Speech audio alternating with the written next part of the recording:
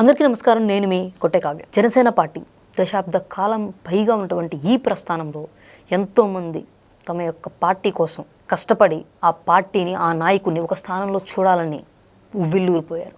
ఇక ఈ నేపథ్యంలోనే జనసేన పార్టీకి సంబంధించి ఎంతోమంది పైకి కనిపిస్తూ పనిచేసిన వాళ్ళైతే చాలామంది కనిపించకుండా కూడా, అంటే ఒక తెరకు వెనుక వైపు ఉండి ఆ పార్టీ యొక్క మనుగడ కోసం కృషి చేసిన వాళ్ళు ఉన్నారు. వాళ్ళలో చాలామందిని కూడా పవన్ కళ్యాణ్ గారు గుర్తిస్తూ ఒక్కొక్కరికి తమ స్థాయికి తగ్గట్టుగా ఒక్కొక్క పదవిని ఇచ్చుకుంటూ వాళ్ళకి వెన్నంటి నిలుస్తూ ప్రోత్సాహం అందిస్తూ ఉన్నారు.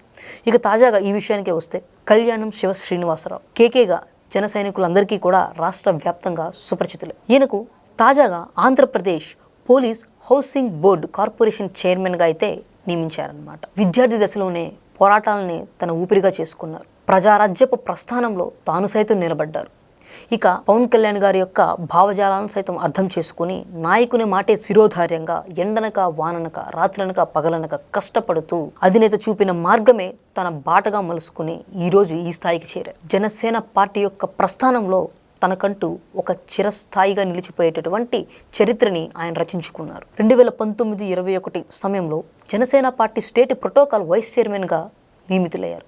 ఇక అనంతరం అంటే 2021లో జనసేన పార్టీ రాష్ట్ర ప్రోగ్రామ్స్ కమిటీకి చైర్మన్గా నియమితులయ్యారు. ఇదంతా ఆయనలో ఉన్నటువంటి రాజకీయ స్ఫూర్తిని, పవన్ కళ్యాణ్ గారి కోసం ఆయన నిరంతరం చేసేటటువంటి తపనని సూచిస్తూ ఉంటే, ఇదంతా ఆయనలో ఉన్నటువంటి ఒక కోణం మాత్రమే. ఇక మరో కోణం ఏంటంటే 2005లోనే కేకే రాయల్ ఫౌండేషన్ అనే ఒక చారిటీని స్థాపించి దాని ద్వారా పేద విద్యార్థులకు విద్యా వైద్యం అందిస్తూ రక్తదానాలను సైతం చేస్తూ తనలో ఉన్నటువంటి మానవతా స్ఫూర్తితో 10 మందికి సాయం అందిస్తున్నారు. పవన్ కళ్యాణ్ గారు ఎక్కడ ఉంటే అక్కడ ఆయన వెన్నంటే నిలుస్తూ జనసేన పార్టీకి సంబంధించి ప్రతి కార్యక్రమాన్ని కూడా, ప్రతి సభా ప్రాంగణాన్ని కూడా ఎంతో అద్భుతంగా, ఎంతో విజయవంతంగా పవన్ కళ్యాణ్ గారితో పాటు ముందుకు తీసుకెళ్లగలిగారు. రాష్ట్ర వ్యాప్తంగా మొత్తం 25 మందితో జనసేన పార్టీ ప్రోగ్రామ్ కమిటీ ఉంటే ప్రతి జిల్లాకు వచ్చి ఒక కమిటీ ఉంటుంది. ఈ అన్ని కమిటీలకు కూడా హెడ్గా, చైర్మన్గా పవన్ కళ్యాణ్ గారి కోసం అనునిత్యం కఠోర తపస్సులాగా పనిచేసుకుంటూ వచ్చారు. ఇక్కడ మనం గమనించాల్సిన విషయం ఏంటంటే, కేకే గారు జనసేన పార్టీ ప్రోగ్రామ్ కమిటీ చైర్మన్గా ఆయన తన విధులను నిర్వహించినవి కూడా గతంలో మనం చూసుకుంటే వైసీపీ హయాంలోనే. ఆ టైంలోనే పవన్ కళ్యాణ్ గారు కావచ్చు, చంద్రబాబు నాయుడు గారు కావచ్చు, వీళ్ళు ఎంతలాగా వైసీపీ యొక్క వికృత చేష్టలకు నలిగిపోయారో మనం చూస్తూ ఉన్నాము.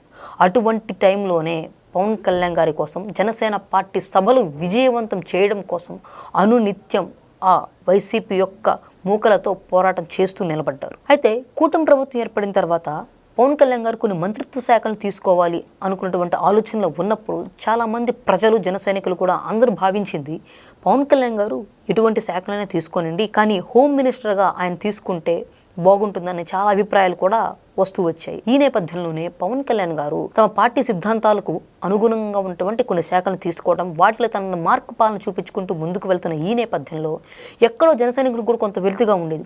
నిజంగా ఎంతో ఉన్నతమైనటువంటి పోలీసు వ్యవస్థలో ఆ వ్యవస్థకు సంబంధించి జనసేన పార్టీ యొక్క అడుగు కూడా ఉంటే బాగుండు అన్న మాట అన్ని చోట్ల వినిపిస్తూ ఉంది. మొత్తానికైతే ఈరోజు కేకే గారి రూపంలో జన సైనికుల అందరి మనసులో ఉన్నటువంటి ఆ వెలితి కూడా తీరిందని అయితే అనుకోవచ్చు. ఎందుకంటే ఆంధ్రప్రదేశ్ రాష్ట్ర పోలీస్ హౌసింగ్ బోర్డు కార్పొరేషన్ చైర్మన్గా కళ్యాణం శ్రీనివాస్ గారిని నియమించడం అనేది జన సైనికుల మనసులో ఉన్నటువంటి ఆ కాస్త వెలితిని కూడా తీసేసిందని అయితే చెప్పుకోవచ్చు అనమాట. సో ఏదేమైనప్పటికీ ఇటువంటి వాళ్ళకి ఒక మంచి స్థానం కల్పిస్తూ, తెర ముందే కాదు తెర వెనుక ఉన్న వాళ్ళకు కూడా సముచిత స్థానం కల్పిస్తూ పవన్ కళ్యాణ్ గారు తీసుకుంటున్నటువంటి ప్రతి ఒక్క నిర్ణయం కూడా జన సైనికుల యొక్క మనలను పొందుతూనే ఉంటుంది. సో మొత్తానికి ఈ వీడియో కనుక మీకు నచ్చినట్లయితే లైక్ చేయండి, షేర్ చేయండి, మీ విలువైన అభిప్రాయాన్ని కామెంట్ రూపంలో తెలియచేయండి. Thank you.